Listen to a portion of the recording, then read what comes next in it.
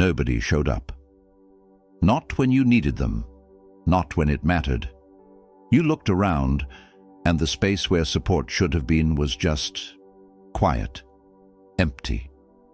And somehow, that silence felt louder than any criticism ever could. You kept moving anyway, not because it was easy, because what else do you do?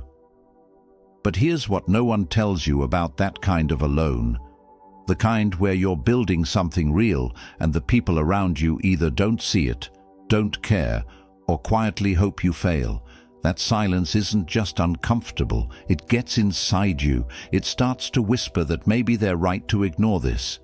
Maybe it isn't worth the effort. Maybe you should just stop. Most people do stop. Not dramatically, slowly. They shrink back into the shape that makes everyone around them comfortable, and they call it being realistic. But the Stoics had a different name for what you're going through. They called it the forge. This video is for the person still standing in it, still working, still choosing themselves even when no one else is. We're going to walk through what Stoic philosophy actually teaches about moving forward without support, and how the people who've done it best didn't just survive their isolation, they were built by it. Before we go further, if you've ever kept going when nobody showed up, type "I showed up" below. Prove to yourself you mean it. Stay with this. It was written for you.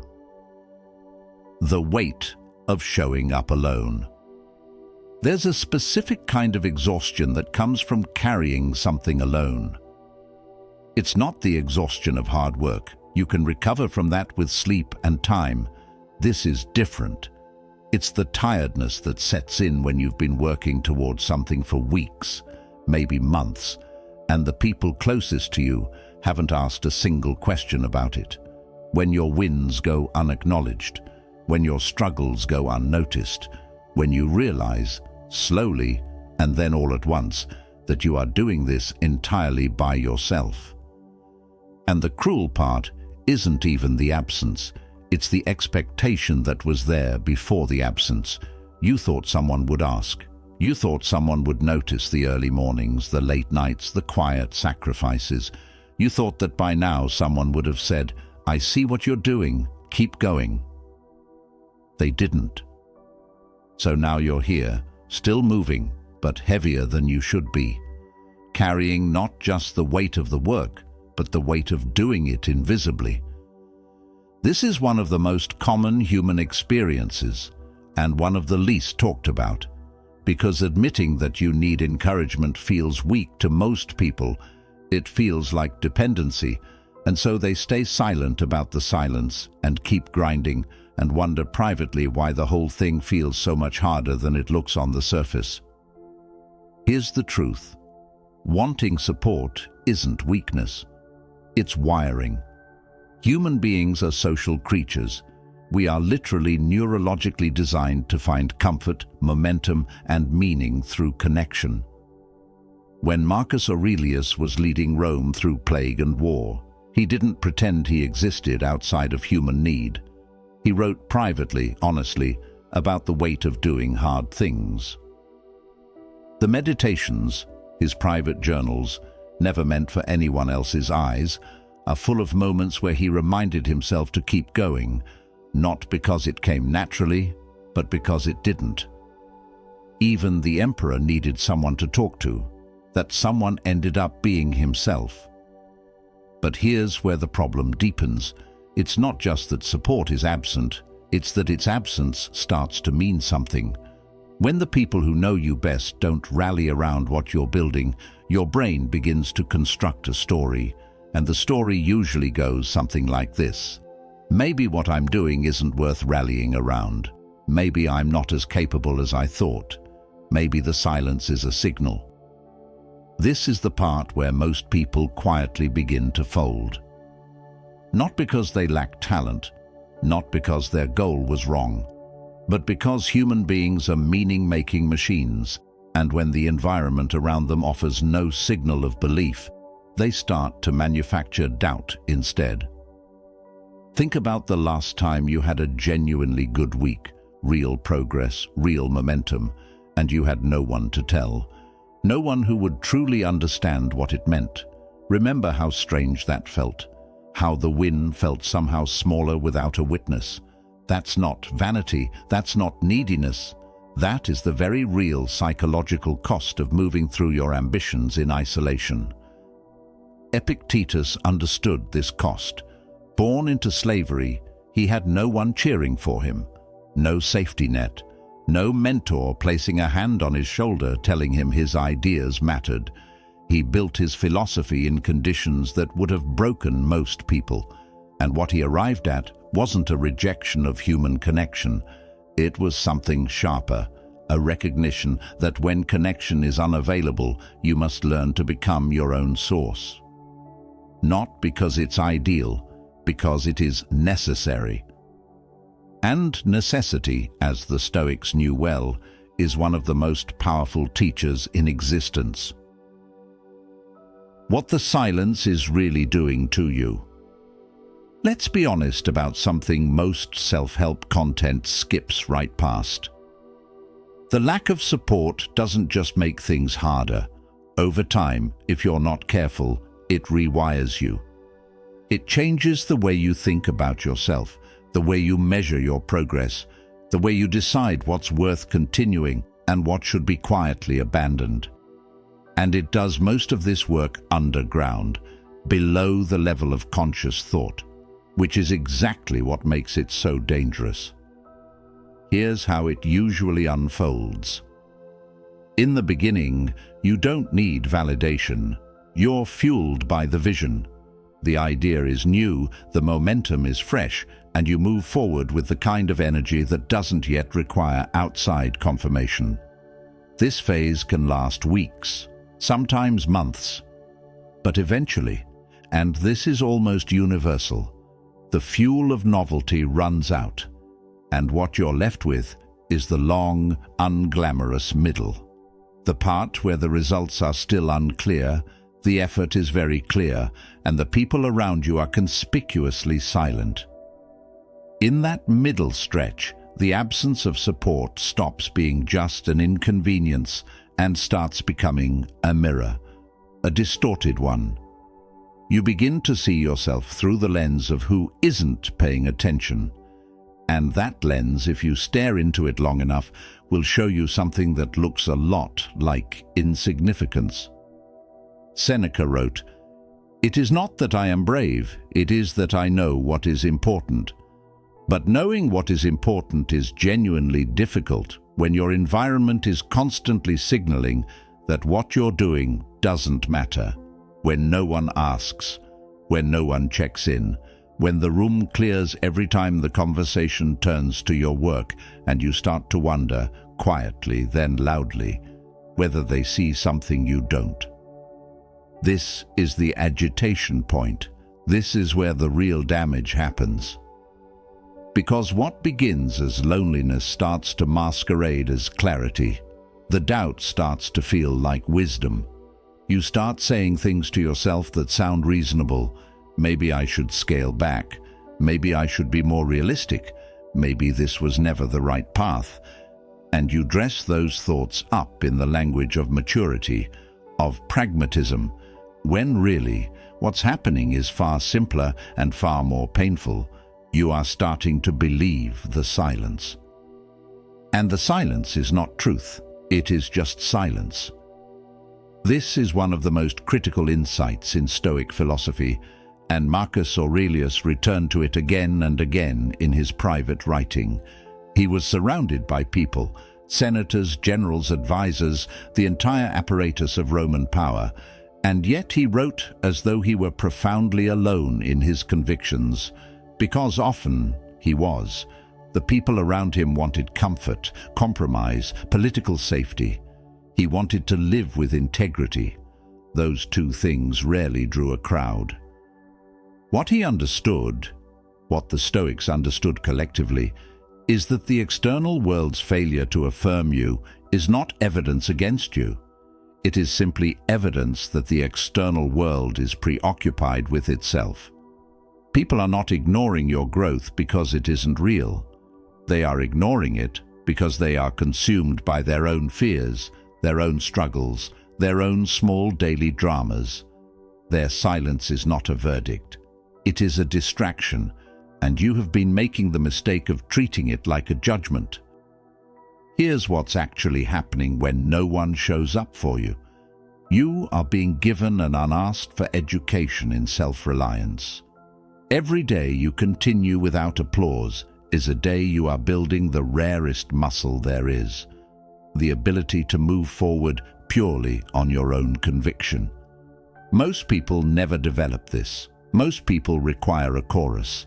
They need encouragement to start, validation to continue, and celebration to finish, which means that the moment the chorus goes quiet, they go quiet too. You're still here, still reading, still in the work, which means you are already ahead of most people.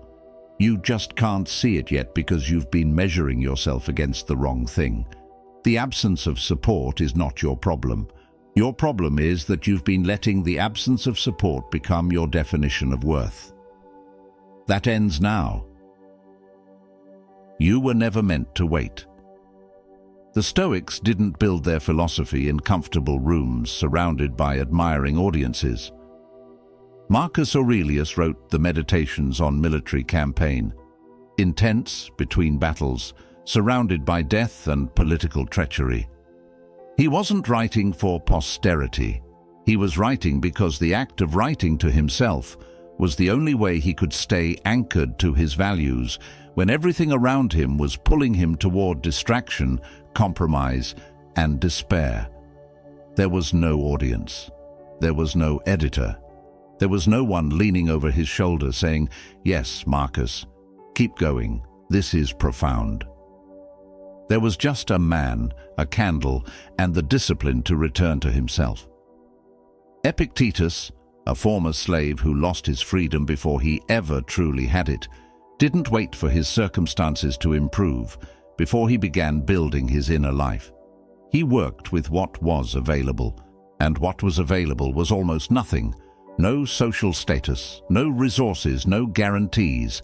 Yet from that stripped-down existence, he produced a philosophy of self-mastery so powerful that it influenced emperors, generals, and thinkers for centuries after his death.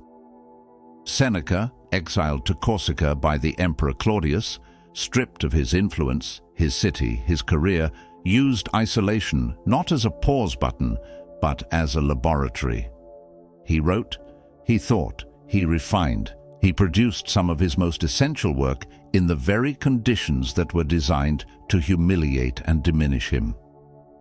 The pattern is not coincidental.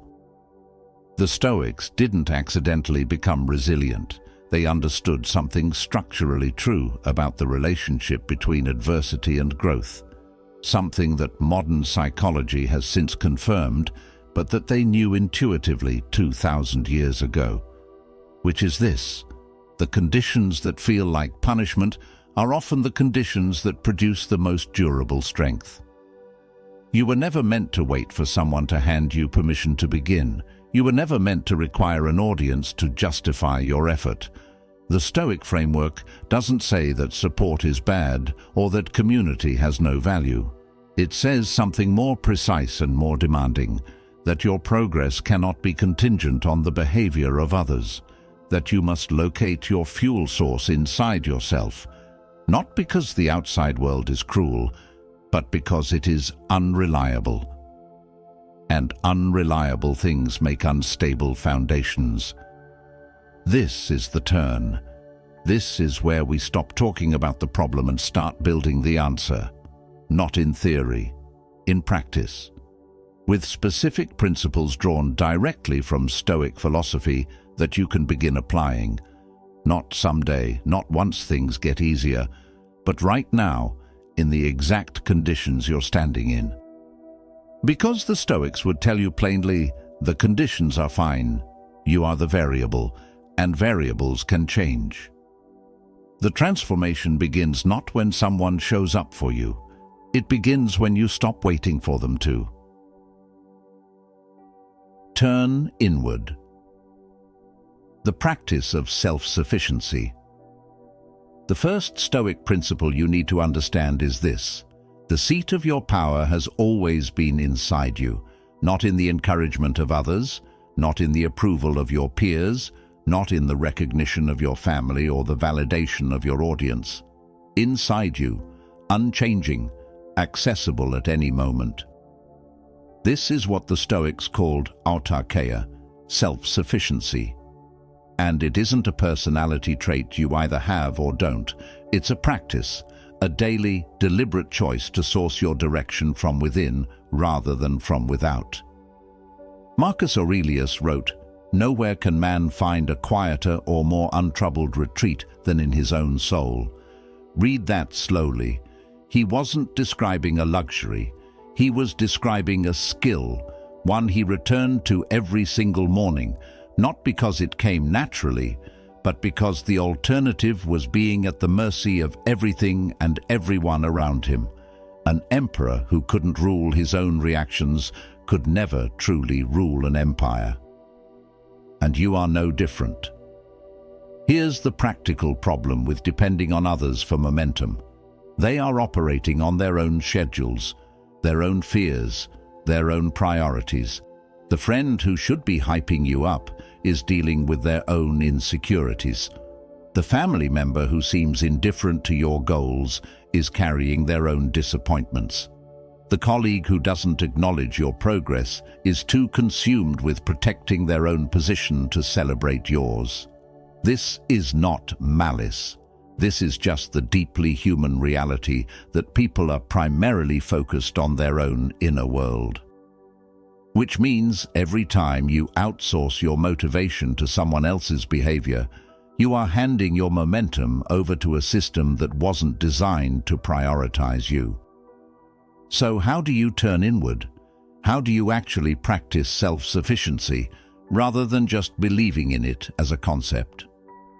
The first practice is what the Stoics called the morning meditation, and it is devastatingly simple. Before the day begins, before the noise of other people's expectations and judgments enters your space, you check in with yourself, not with your phone, not with your inbox, with your intention. You ask one question and you answer it honestly. What am I working toward, and why does it matter to me? Not to your parents, not to your followers, not to the person who last doubted you, to you. This single practice, repeated daily, begins to rebuild the internal compass that isolation tends to damage. The second practice is keeping a private record of your progress. Marcus Aurelius did this not to build a legacy, but to hold himself accountable to himself. When no one is watching, it is easy for the mind to minimize what you've accomplished. A private record, a journal, even a simple list, makes the invisible visible. It becomes evidence you can return to when doubt creeps in. Not evidence for anyone else, evidence for you. The third practice is redefining what counts as support. The Stoics would tell you that the universe itself, the logos, the rational structure underlying all things, is always in some sense working in concert with your growth. More practically, the book that gives you exactly the insight you needed is support. The quiet morning when you get your best thinking done is support. The obstacle that forced you to find a better path is support. When you expand your definition of what support looks like, you stop experiencing your life as unsupported, because the truth is, you are being shaped and guided constantly, just not always by the people you expected. The fourth practice is this: stop rehearsing the story that you are alone. Every time you tell yourself that no one cares, no one is watching, no one believes in you, you reinforce a narrative that has no obligation to be permanent and every incentive to damage you. The Stoics were ruthless about mental discipline, not because emotions don't matter, but because the stories you repeat to yourself become the architecture of your reality. Tell yourself a different story, not a false one, a more complete one. I am doing this without a safety net, which means every step I take builds a strength that cannot be borrowed or inherited. That's not consolation.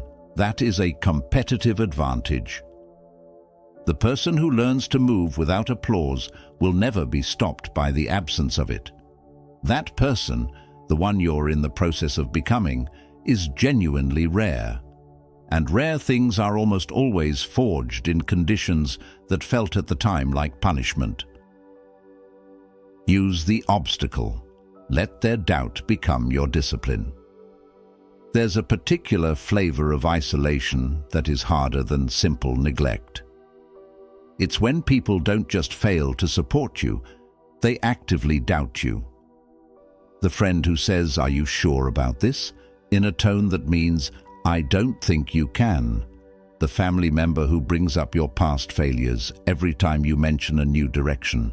The colleague who is a little too quick to point out the risks, the obstacles, the reasons it probably won't work. The person who smiles and nods while their eyes say something else entirely. This kind of doubt, delivered by people whose opinion you care about, can do something insidious. It can make you doubt your doubt. You start to wonder not just whether you'll succeed, but whether the desire to succeed is itself misguided, whether you're being naive, whether they can see something in you that you can't see in yourself. The Stoics had a direct response to this, and it wasn't to prove the doubters wrong, at least not as a primary motivation. It was something more disciplined than that. Marcus Aurelius wrote, "The impediment to action advances action. What stands in the way becomes the way." This principle, perhaps the most practically powerful idea in all of Stoic philosophy, reframes opposition entirely. It says that the obstacle is not the enemy of your progress. The obstacle is the mechanism of your progress. And the doubt of others, if you let it, can become one of the most potent obstacles you'll ever use. Here's how. When someone doubts you, they are revealing something about their own ceiling, their own sense of what is possible. They are, whether they know it or not, projecting their own limitations onto your potential. This is not a criticism of them. It is just a description of how doubt tends to work. People who have made peace with staying small will almost always express discomfort when someone near them refuses to. The question is whether you absorb their ceiling or whether you use it as a flaw. Seneca wrote, "No man is more unhappy than he who never faces adversity, for he is not permitted to prove himself. The doubt of others is adversity in its most personal form. It is targeted, specific, and emotionally loaded in a way that generic hardship isn't, which means it is also, if used correctly, among the most galvanizing forces available to you." The Stoic practice here is what might be called inversion of fuel. Instead of letting someone's doubt drain your energy, you consciously redirect it. Every time someone implies you can't, you add it to a private internal record, not with bitterness, not with the goal of revenge, but with the quiet, disciplined intention to use it, to let it sharpen your focus, to let it make your work hours count more, your habits tighter, your commitment less negotiable. This is not about them. It is never about them. It is about what you do with the energy that doubt produces. Because doubt produces energy, it produces a kind of low-level heat, frustration, indignation, the urgent desire to demonstrate your own capability. Most people waste that heat on argument, on trying to convince doubters, on seeking premature validation. The Stoic approach is different. Channel the heat silently into the work. Let the work speak in a language that doesn't require your defense. This is how Epictetus responded to his chains. He couldn't argue his way to freedom. He couldn't convince his master through debate. So he poured every ounce of that constraint, every indignity, every limitation, every moment of powerlessness into building an inner life so rigorous and so free that no external condition could ever fully contain him again. He didn't defeat his circumstances through confrontation. He outgrew them through discipline. You can do the same. The next time someone doubts you, don't argue, don't explain, don't post about it. Go work, go study, go build the next piece of the thing they said you couldn't build. Let the frustration translate directly into your next action, not because you owe them a demonstration, but because you owe yourself one. Doubt, redirected, becomes direction. Disbelief, metabolized properly, becomes drive. And the person who has learned to use opposition as fuel will never run dry, because opposition, unfortunately, is never in short supply. Build in the dark, progress without an audience. Here is the most counterintuitive thing Stoic philosophy has to say about getting ahead without support. The absence of an audience is not a disadvantage. It is a gift, and one of the few gifts that comes specifically from doing things the hard way. When no one is watching, you are freed from something that quietly destroys more ambitions than any external obstacle ever could. You are freed from performance. Think about what performance does to your work. When you know people are watching, or worse, when you desperately want them to, you begin making decisions based on how things look rather than how things are. You choose the path that's more impressive over the path that's more effective. You share progress before it's ready because the validation feels more urgent than the result. You optimize for applause before you've earned the competence that makes applause mean something. Building without an audience removes that trap entirely. Marcus Aurelius never intended for anyone to read the Meditations. He wrote them to himself, for himself, with no expectation of reception or reward. And what emerged from that complete absence of audience was one of the most authentic, penetrating pieces of philosophical writing in human history, precisely because it was unguarded. He wasn't performing wisdom. He was practicing it. There is a profound difference. When you build in the dark, you build for the right reasons. Your standards become internal rather than external. Your measure of success becomes whether the work is actually good, not whether it looks good from the outside, not whether it attracts immediate attention, not whether it earns you the approval you've been quietly craving. This is where genuine mastery begins, not in the spotlight, in the quiet. Epictetus taught his students to make the best use of what is in your power and take the rest as it happens. What is in your power is the quality of the work you do right now, in this moment, with no one watching. What is not in your power is when, or whether, that work gets recognized. The Stoic path is to pour yourself entirely into the former and release attachment to the latter. This is harder than it sounds. We live in an era that monetizes visibility, where the metrics of progress are external by default: likes, followers, views, comments, sales, responses. It takes genuine philosophical discipline to continue building when the metrics are quiet, when the feedback is absent, when you have nothing but your own judgment to tell you whether you're moving in the right direction. But here is what that discipline produces. It produces a person whose confidence is structural rather than conditional. Conditional confidence, the kind that depends on recognition, collapses the moment the recognition disappears. Structural confidence, the kind that's been built through sustained effort in the absence of reward, holds. It holds under pressure, under doubt, under failure, because it was never built on other people's responses to begin with. The practical application here is simple and uncomfortable. Stop waiting for permission to treat your own work seriously. If you are waiting to invest real time until someone tells you it's worth real time, you will wait forever. If you are waiting to commit fully until the people around you express belief in what you're doing, you will never fully commit. The Stoic doesn't wait for external confirmation to apply internal excellence. The standard exists whether or not anyone else can see it. So build, quietly, consistently, without announcement. Let the work accumulate in the dark, brick by brick, with the full understanding that what you are building in secret is not just the goal, it is you. Every hour of unseen effort is shaping your capacity, your character, your resilience. Every day you show up without an audience is a day you are becoming someone who doesn't need one. This is what the Stoics called living according to nature, acting in alignment with your highest capacity, regardless of whether anyone witnesses it.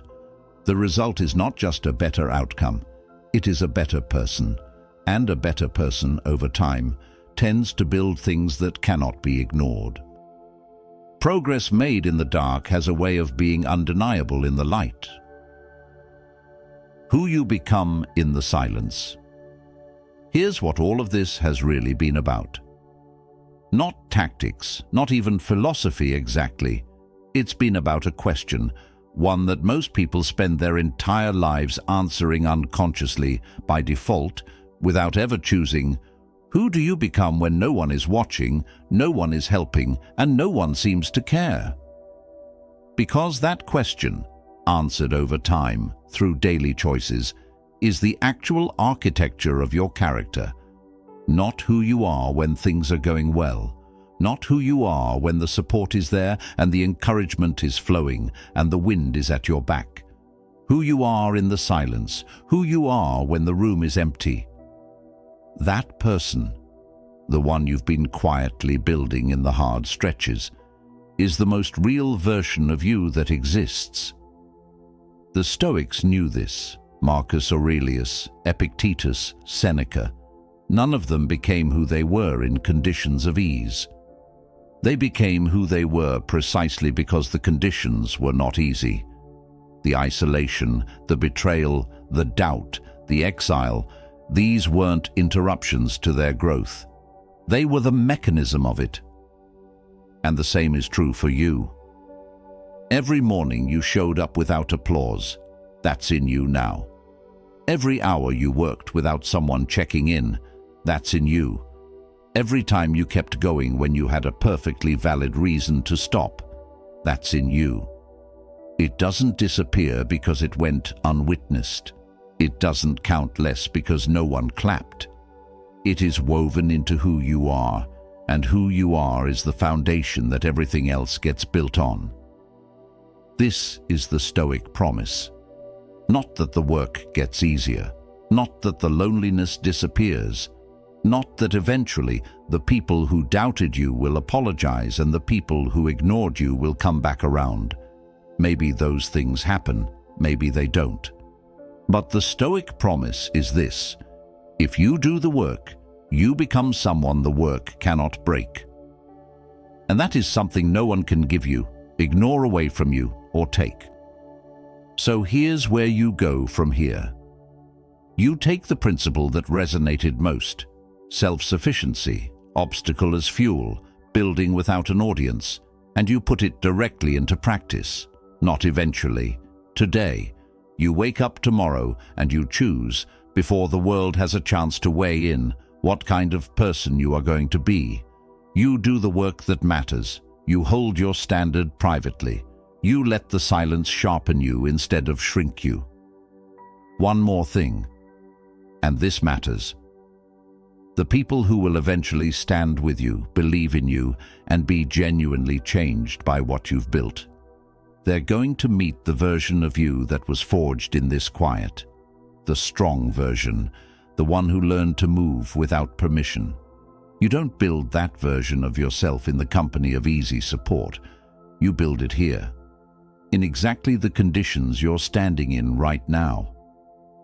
Difficulties strengthen the mind as labor does the body. Seneca. You are being strengthened, even now, especially now. Keep going. And if this video gave you something real today, a shift in perspective, a principle you'll carry forward, share it with someone who's also doing it alone. They probably need to hear this too. If you're still standing after everything that tried to stop you, and you know this is only the beginning, drop a comment below. I rise alone. And if this video gave you something worth keeping, subscribe to the Stoic Mode and hit that notification bell. The strongest chapters of your story haven't been written yet. Thank you for watching. Go build.